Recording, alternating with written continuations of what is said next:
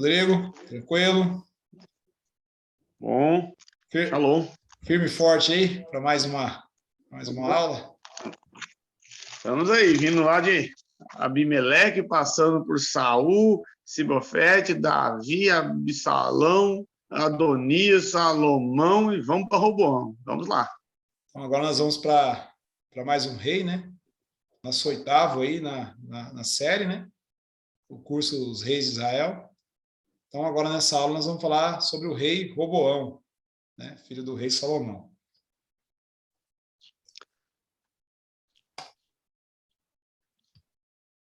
Então, Roboão reinou aí no período de 931 a 915 a.C., né? Isso mesmo. Então descansou com os seus antepassados e foi sepultado na cidade de Davi, seu pai. E o seu filho Roboão foi o seu sucessor.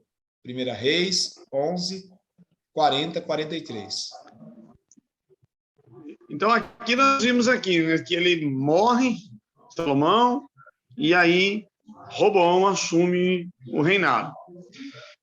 Se nós formos analisar Roboão, às vezes tem um barulho ali da rua, né, que passa o carro de som, mas é porque nós estamos gravando aqui na casa, mas é rápido o barulho. Esperar passar o carro de som aqui, Marcos. Muito bem. Então, nós temos que ter em mente exatamente isso, que Roboão assume o trono, mas ele é marcado por uma questão: imaturidade. Então, se nós formos resumir aqui a vida de Roboão, imaturidade. E nós vamos ver no decorrer do estudo da vida de Roboão que realmente ele era imaturo. E nós vamos ver como é complicado lidar com um homem que já deveria ser um homem, ter maturidade e imaturo. E hoje acontece muito isso nas igrejas. Imaturidade espiritual, imaturidade intelectual. Quanto nós sofremos, às vezes, por um irmão, né? Um irmão na fé que é imaturo, não desenvolve maturidade espiritual. E Roboão foi assim. Nós vamos ver que a sua imaturidade levou ele a ter muitos problemas. Qual o significado do nome? O povo aumentou-se. É um significado muito importante, porque no tempo de Salomão, na época que Salomão reinou, o povo prosperou e o reino aumentou muito. Então, mais natural do que Salomão ter colocado o nome, o povo aumentou. Porque foi o que aconteceu no reino de Salomão. Aqui nós temos um mapa, né, da região. Aqui é o reino dividido, né, para a gente olhar. O reino, quando foi dividido, é Judá no sul e Israel no norte. O que o Marcos Belém fez foi o seguinte: para ficar didático, agora nós vamos seguir só pelos reinos de Judá. Vamos pegar de Roboão até Zedequias, o último rei antes do período pré-babilônico. Depois nós vamos voltar no reino de Israel, o reino do norte, e vamos pegar de Jeroboão, vamos até Oséias, o último rei do reino do norte, até o período babilônico. Depois nós vamos tratar dos reis do período pós-babilônico, como Zorobabel, o governante. É importante entender aqui os nomes. Às vezes, o reino do sul é chamado Reino de Judá, também chamado a Casa de Davi, também chamado Reino do Sul. Reino de Judá, porque a tribo de Judá ficou. Reino do Sul, porque ficava no sul. Casa de Davi, porque eram os descendentes de Davi, especificamente. O Reino do Norte é chamado Reino do Norte, olha lá, porque fica no norte. Reino de Israel, porque são as 10 tribos que foram com Jeroboão. Reino de Jeroboão, porque Jeroboão foi o primeiro rei do Reino do Norte. E Reino de Efraim, porque Jeroboão é um efraíta. Então, às vezes, a gente vai ouvir a expressão Reino do Norte, Reino de Israel, Reino de Efraim, Reino da Casa de Jeroboão, né? Bet Jeroboão, Casa de Jeroboão. Tudo referente a Israel do Norte. E para sul, nós vamos ouvir Casa de Davi, Judá, Reino do Sul, né? Tudo referente a essa divisão. Só dando já esses exemplos, porque nós vamos encontrar essas expressões na Bíblia. E é muito importante a gente entender as expressões que são usadas no texto bíblico.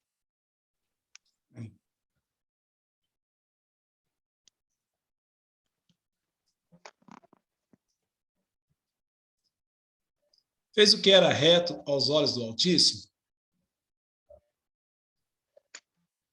O rei Roboão perguntou às autoridades que haviam servido ao seu pai Salomão durante a vida dele: como vocês me aconselham a responder a este povo?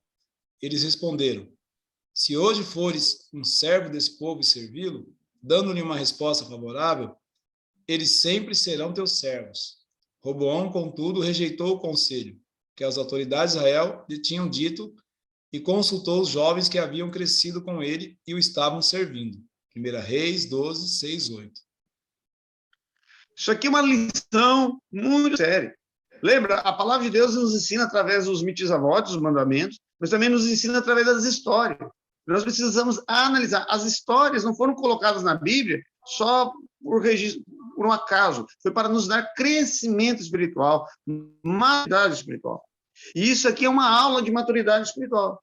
Porque, veja bem, Roboão primeiro foi se aconselhar com aqueles sábios, aqueles anciões que haviam que ajudado seu pai.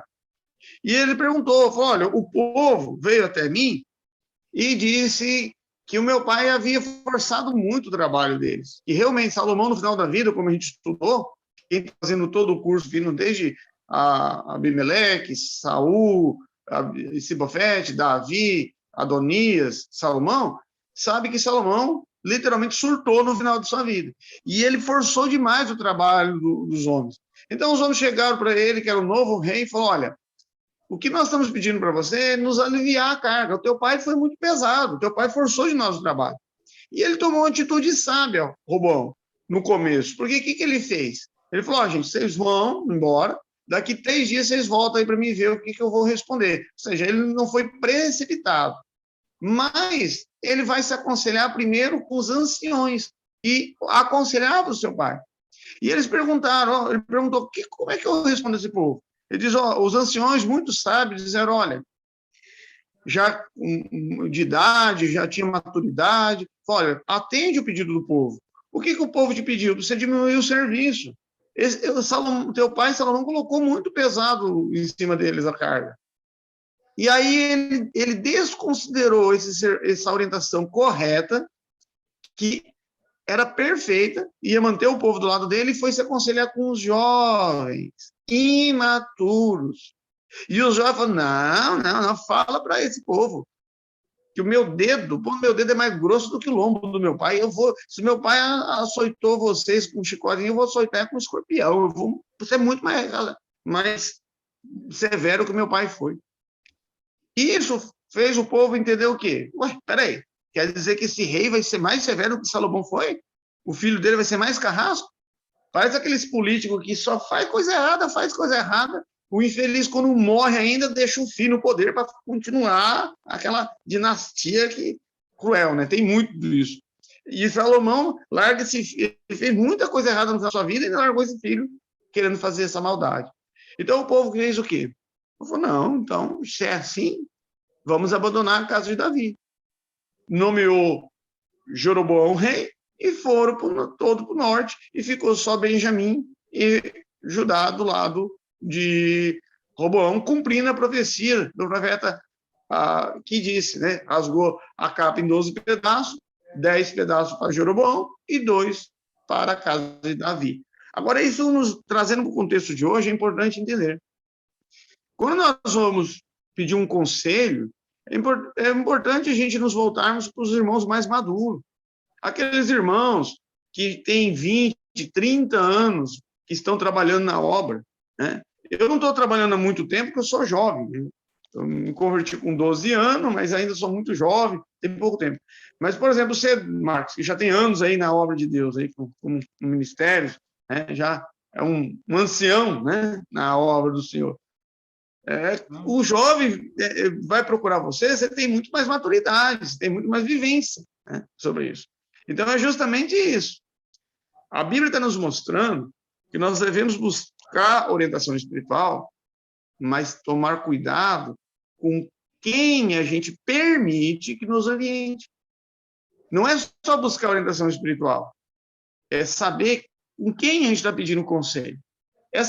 Eu vou pedir um conselho espiritual, eu estou passando por uma dificuldade, eu estou em dúvida que caminho seguir. Estou em oração, pedindo a Deus, aí eu vou pedir orientação para o irmão, mas eu tenho que ver, e a vida desse irmão? Será que esse irmão tem uma comunhão com Deus mesmo? Será que esse irmão tem um comprometimento com a palavra de Deus? Ele estuda a palavra de Deus? Ele vai me dar um conselho bíblico?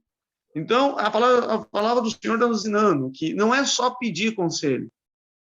Tem que tomar cuidado. Quem você está permitindo que te aconselhe? Isso é muito sério. Isso é, como você mesmo uma vez me falou, a gente conversando, falou, Rodrigo, eu vejo esses jovens ouvindo essas músicas sodomizadas, né? Mas tudo começa na mente.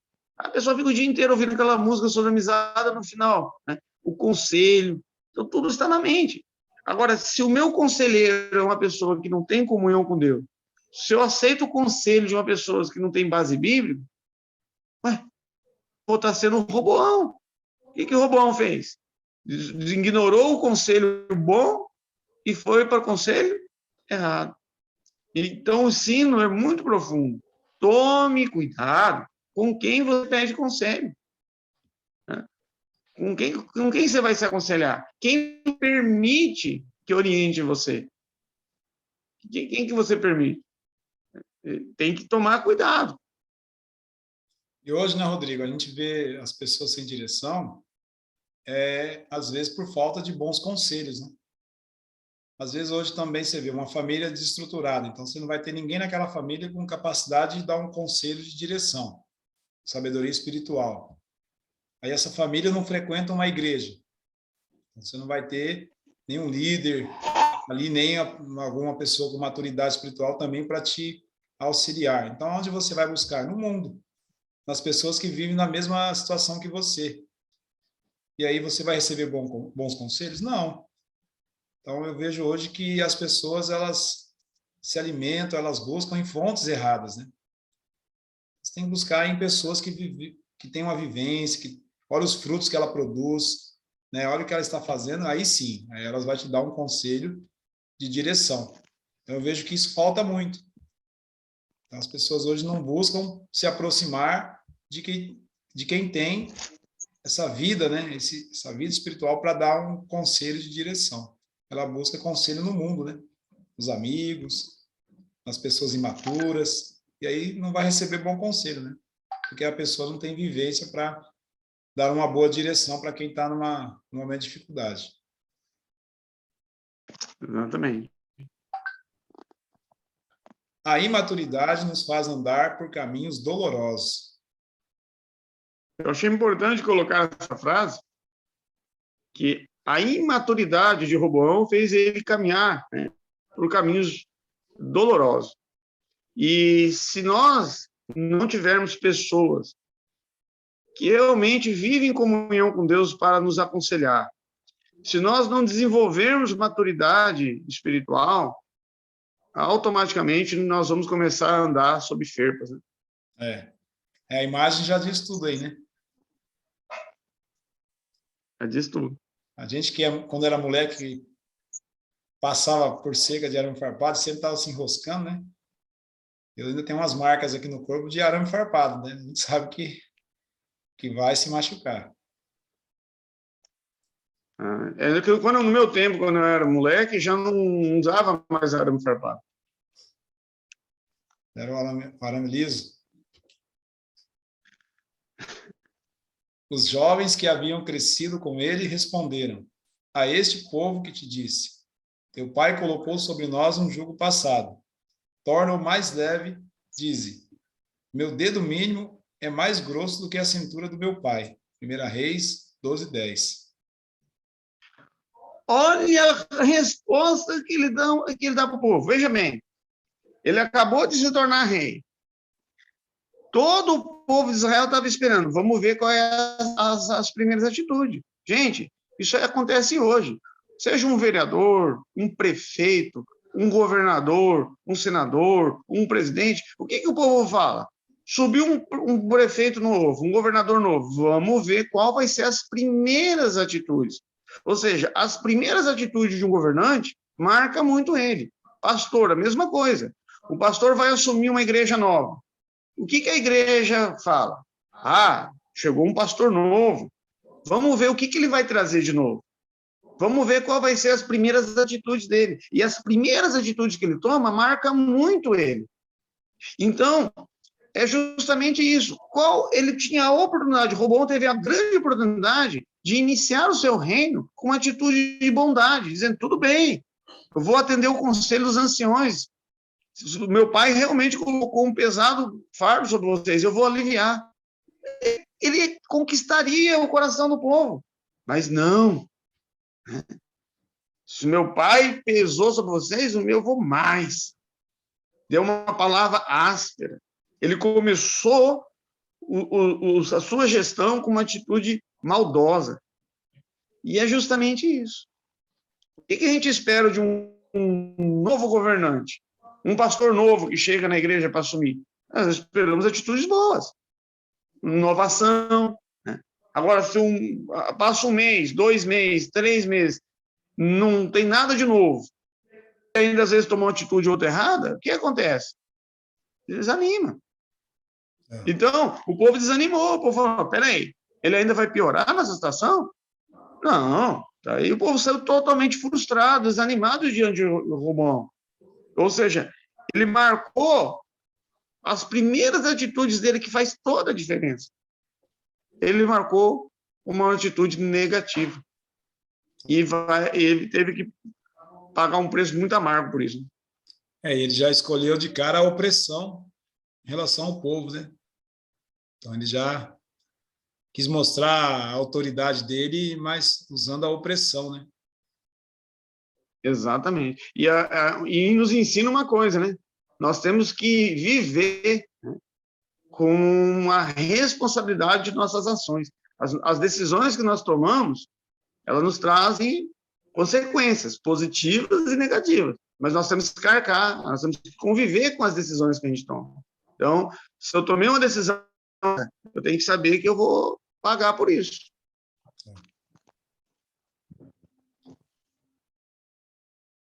Só minimizar aqui para... E o rei não ouviu o povo, pois esta mudança nos acontecimentos vinha da parte do Senhor, para que se cumprisse a palavra que o Senhor havia falado a Jeroboão, filho de Nebate, por meio do silonita Aias. Quando todo Israel viu que o rei se recusava a ouvi-los, responderam ao rei, que temos em comum com Davi? Que temos em comum com o filho de Jessé? Para as suas tendas, ó Israel. Cuide da sua própria casa, ó Davi. E assim os israelitas foram para as suas casas. 1 Reis 12, 15 e 16. Quando eu coloquei aí esses 2 versículos juntos, eu achei que ficou a letra um pouco pequena demais. Mas eu precisava colocar os 2 juntos para fazer sentido. E depois eu lembrei que sempre quando a gente dá curso, quem lê é você, eu falei, então tá bom. Muito bem.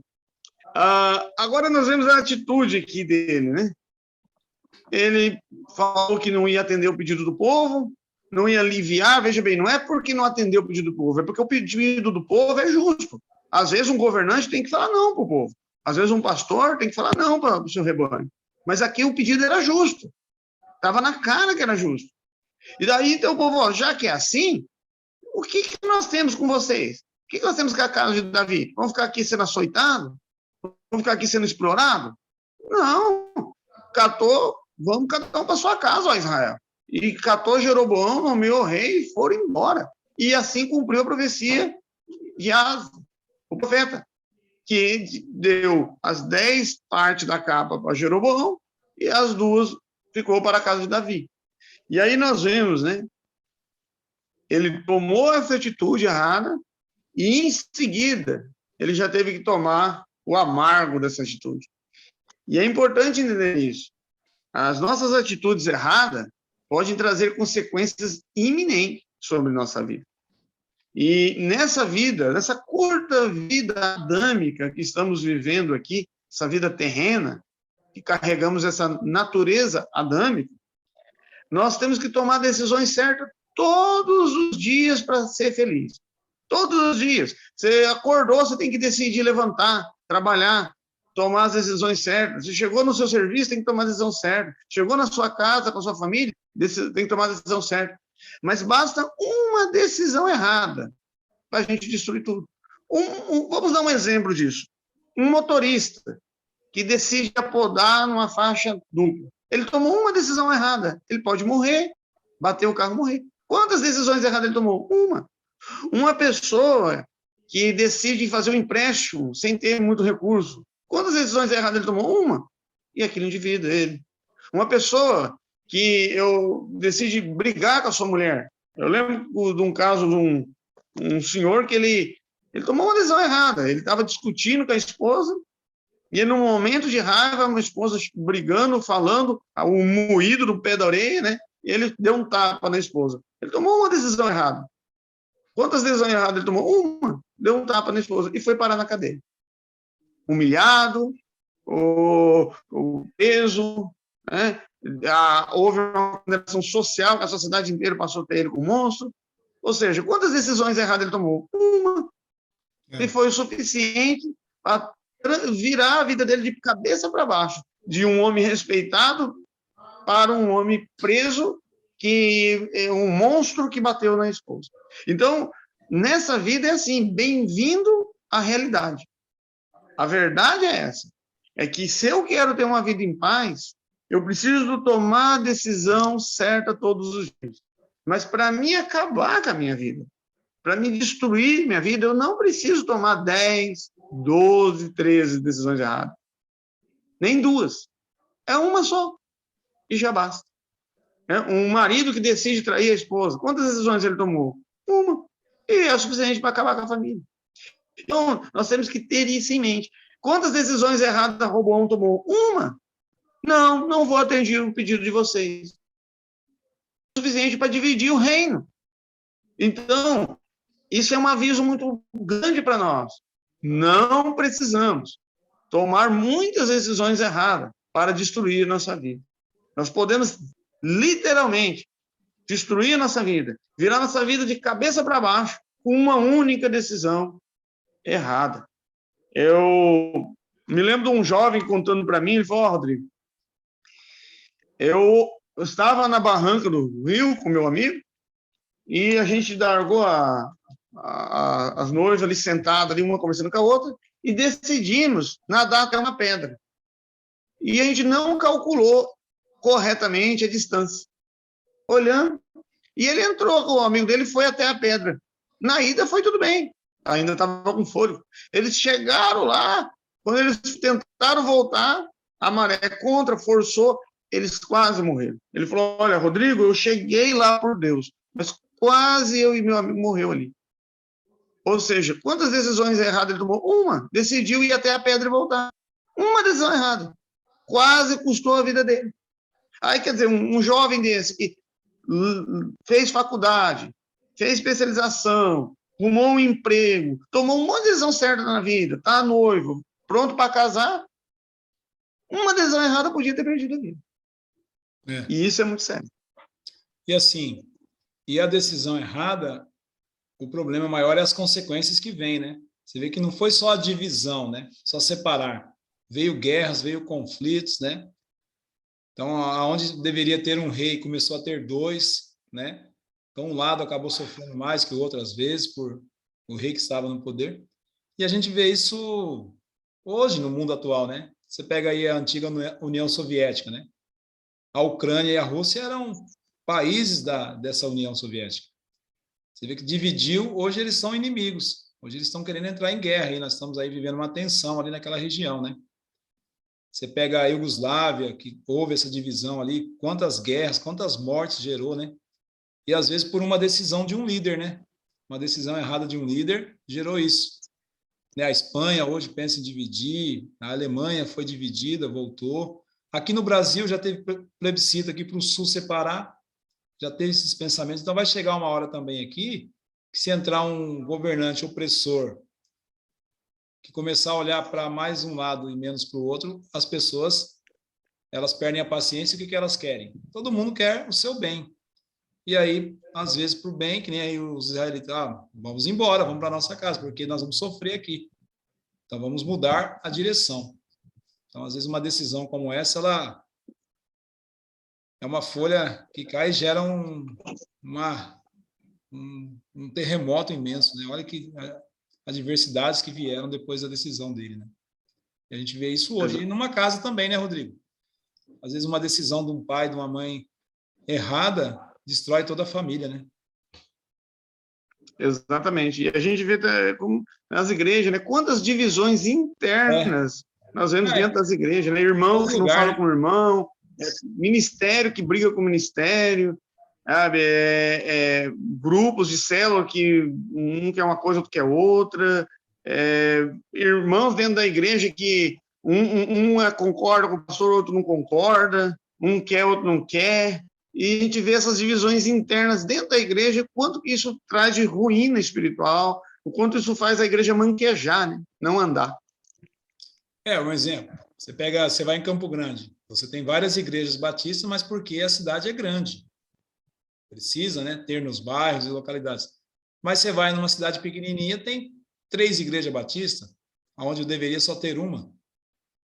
Por quê? Houve divisões. Então, né, hoje dentro da igreja batista, eu já vi alguns lugares que tem 2 igrejas batistas lá. Mas por quê? Porque dividiu. Houve uma confusão, um grupo saiu e abriu outra igreja.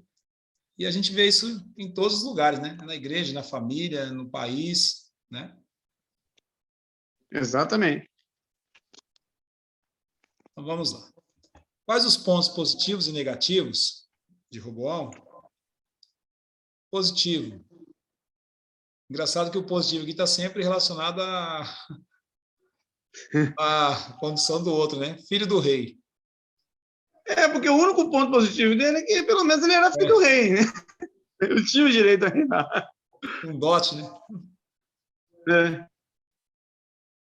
Pontos negativos. É uma coisa que você falou bem, a imaturidade, né?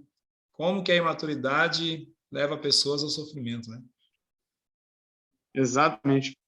Como as pessoas... E é como triste ver pessoas imaturas, né? Hoje nós vemos isso, Marcos, nas famílias. Tem muitas famílias, eu não estou falando fora da igreja, não, dentro da igreja, em que o homem não é mais o sacerdote da família, não é mais o provedor, como a Bíblia manda. A mulher tem que assumir.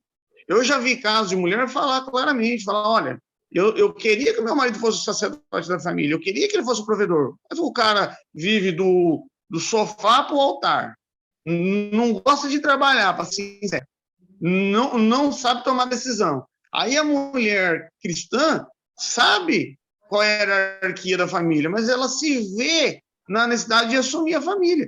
Quantas famílias aí de crentes que a esposa tem que estar à frente, porque o marido tem imaturidade. E a imaturidade faz com que a vítima, coitada da esposa, casado com um homem imaturo, tenha que assumir responsabilidades das quais a Bíblia coloca sobre o ombro dele. E isso a gente sabe que tem de sobra. Verdade. Então, aqui agora vamos fazer um resumo, né, sobre o... Mas corrigindo, só não tem na igreja batista. Nossa batista não. Não, batista não. Tem nas outras igrejas. Na nossa casa não tem rachadura, né? Só na do vizinho. Não. Nossa, batista perfeito e perfeitamente perfeito em toda a sua perfeição. Então, vamos lá. O rei Roboão enviou Adonirão, chefe de trabalhos forçados, mas todo Israel o apedrejou até a morte. O rei, contudo, conseguiu subir em sua carruagem e fugir para Jerusalém.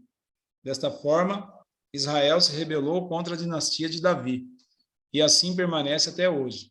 Quando todos os israelitas souberam que Jeroboão tinha voltado, mandaram chamá-lo para a reunião da comunidade e o fizeram rei sobre todo Israel. Somente a tribo de Judá permaneceu leal à dinastia de Davi. 1 Reis 12, 18, 20. Observe bem, né? Roboão era tão imaturo. Roboão sofria de uma imaturidade crônica. ele achou que ele poderia pegar o general dele e obrigar 10 tribos bravas, revoltadas, a voltar à força. Gente, eu tenho que dar o Oscar de maturidade para Roboão. Olha a insanidade. Marcos, você tem um general com um exércitozinho pequeno. Você manda ele lá obrigar 10 tribos revoltadas, dispostas a tudo para se libertar, e acha que um negócio desse vai funcionar? É tipo você mandar o cara, ó, tem uma colmeia de abelha lá, você fala, ó, você vai lá, bate lá na colmeia e fala para as abelhas que elas precisam ir embora, para elas não ficarem mais aqui. É. Dona Irão, coitado, né? Olha aí. Ou seja, ele não tinha noção nenhuma do perigo. Que o imaturo, ele é assim. Ele não tem noção do perigo. Você vê uma adolescente, né? Aquela imaturidade da adolescência, própria da adolescência. Não tem muita noção do perigo. Às vezes quer ir numa festa perigosa, o pai fala, olha, essa festa aí parece que não é uma festa boa, não. O pai mais maduro fala, isso aí não dá certo.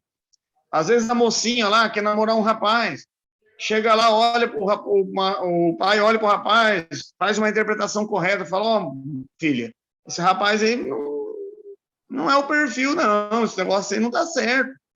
E muitas vezes a mocinha imatura, não, né? É um sapo, mas ela está vendo um príncipe. Então é justamente isso, a imaturidade. As atitudes dele comprovam que ele não tinha noção nenhuma de como ser um rei. Eu tenho uma aluninha minha, eu falo muito para os alunos, né? Aí eu falei um dia para as meninas, né? Falei, ó, no dia que vocês forem escolher um namorado, vocês fazem 3 perguntas para ele. O que eles pensam de Deus, o que eles pensam do trabalho, né? E o que eles pensam do estudo. Aí vocês vão ter uma análise, né? Esses dias ela me lembrou, falou, eu lembro que o Marcão falou, quando a gente foi escolher um namorado, para a gente perguntar para ele isso, né? E é uma questão que tem que ser olhada, né, Rodrigo? Se o cara não gosta do trabalho, não gosta do estudo e não é temente a Deus, você vai esperar o que dele? Exatamente. Então, assim, eu vou falar a verdade. Pais aí que têm filhos na pré-adolescência, adolescência aí, tem que ficar com a orelha em pé, porque tá complicado. Quando Roboão chegou em Jerusalém, convocou 180 mil homens de combate das tribos de Judá e de Benjamim para guerrearem contra Israel e recuperarem o reino para Roboão, filho de Salomão. Entretanto, veio a palavra de Deus a Semaías, homem de Deus. Diga a Roboão, filho de Salomão, rei de Judá, as tribos de Judá e Benjamim e ao restante do povo, assim diz o Senhor, não saiam à guerra contra os seus irmãos israelitas. Voltem para casa, todos vocês, pois fui eu que fiz isso. E eles obedeceram a palavra do Senhor e voltaram para suas casas, conforme o Senhor tinha ordenado. 1 Reis 12, 21, 24. Agora nós vemos o Oscar, né, da insanidade, o Oscar da imaturidade. Olha o perigo que ele estava colocando em Israel. Ele queria pegar 2 tribos, Judá e Benjamim, e lançar com toda a força do exército contra 10 tribos. 2 pontos perigosíssimos. Primeiro, havia uma grande possibilidade das 10 tribos exterminar eles. Humanamente falando, claro, Deus não ia deixar de Israel se exterminar. Mas eu estou dando um exemplo humano. Poderia, sim. Outro problema. Se os inimigos de Israel vissem que eles estavam em guerra civil, ia aproveitar para atacar o país. Então, se ele produz aquela guerra, ele corria um risco muito grande dele ficar quase sem soldados, ele corria o risco enorme dos inimigos de Israel ver que Israel entrou em guerra civil e aproveitar para atacar, porque uma coisa que Israel sempre teve e tem, desde 1948 Israel voltou a sua nação, é inimigo Israel tem para vender, emprestar, se alguém precisar de inimigo, tem na prateleira. Então, observe bem o que aconteceu. Olha o que ele queria fazer. E se não é esse homem de Deus interferir, falar, não, chamou o povo, Deus mandou todo mundo voltar para trás. Não é para brigar entre irmãos. E isso também é um aviso muito grande para nós. Deus reprova a briga, mas principalmente, especialmente entre irmãos. Divisão. Os inimigos de Israel não era interno. Os inimigos de Israel era fora. Era para eles estarem lutando contra os inimigos externos, mas eles produziram guerra interna. E a igreja está do mesmo jeito. Os nossos inimigos é a natureza adâmica, o mundo corrompido, Satanás com seus xadrez. Esses são nossos inimigos. É ali que estão as trincheiras da batalha espiritual. Mas Israel, ele inventou tanto conflito interno que ele não teve tempo de lutar contra os inimigos. Eles tinham que lutar entre si. E a igreja muitas vezes está assim.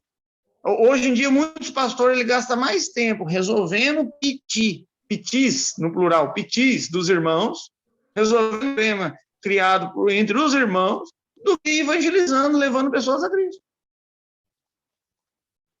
Verdade. E assim, e ainda bem que naquele tempo, apesar de tudo que eles faziam, eles ouviam a palavra dos profetas, né, Rodrigo?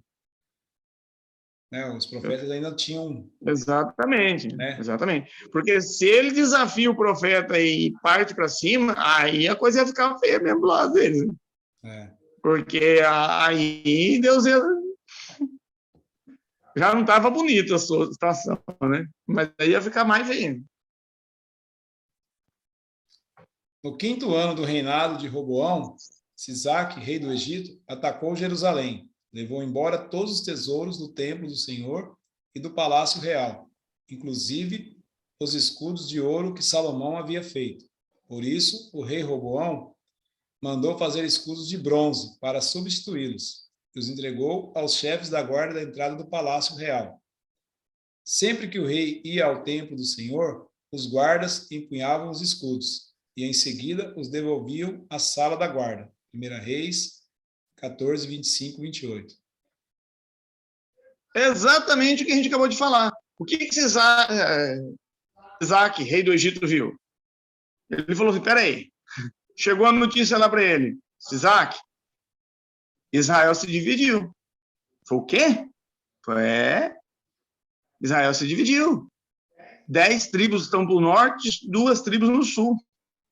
Ele fala, não acredito, estão 2 reis, Jeroboão e Roboão. Ele falou, muito bem, tem 10 tribos no norte? Tem. Só tem 2 no sul? Sim. Onde está o maior dinheiro? Onde tem mais ouro, mais coisa? No templo. Então vamos atacar o sul. E catou o exército e desceu lá e atacou. Ou seja, o inimigo viu que essa divisão enfraqueceu. E nesse momento de fraqueza, porque o inimigo é oportunista, Satanás com seus xadrez são oportunistas, atacou. E não podemos nos enganar. É exatamente assim que Satanás age com a igreja. Quando ele vê um irmão brigado com outro, um conflito, um ministério brigado com o outro, é ali que ele ataca. É esse o momento. Sisaque falou, peraí, rei do Egito, Israel se dividiu? Tem 10 tribos no norte? Então as 10 tribos estão mais fortes, são 10. Quantas tem no sul? 2. E lá está o maior dinheiro, está o templo, está as coisas. Então o olho dele cresceu, ele foi. Ou seja, ele atacou no momento que Israel se dividiu e atacou o grupo mais fraco. Interessante notarmos que a representação, né, dos escudos de ouro, e agora já não é mais de ouro. E isso representava também a qualidade espiritual de Israel que estava baixando. É um símbolo, né? É o símbolo. Os demais acontecimentos do reinado de Roboão e tudo o que fez estão escritos nos registros históricos dos reis de Judá. Houve guerra constante entre Roboão e Jeroboão. Roboão descansou com seus antepassados e foi sepultado com eles na cidade de Davi. Sua mãe, uma amonita, chamava-se Naamã. E o seu filho, Abias, foi o seu sucessor. 1 Reis 14, 29 e 31. Shalom. Aí, chegamos no fim. Mais um rei de Israel vergonhoso. E como é que a gente poderia resumir? Roboão, imaturidade. E assim, né? O que a gente percebe? O que é pior que um rei, né? Lá na época, 2 reis. porque quando um do norte estava melhorando, o do sul rebentava, né? Então, pior que um rei, dois reis. Exatamente. Mas benção, mais uma aula cumprida, né? Mais um ensinamento aí, e que os reis tragam para nós muita reflexão do nosso dia a dia, né? Para tudo, né? Para a igreja, para a nossa vida pessoal, para a política, né? Para os nossos governantes, para tudo. Tem tanto ensinamento aqui, né? Se a gente começar a coletar aqui, levar para refletir sobre nossas vidas, né? A gente vai ter uma vida diferente. Amém? Shalom. Shalom.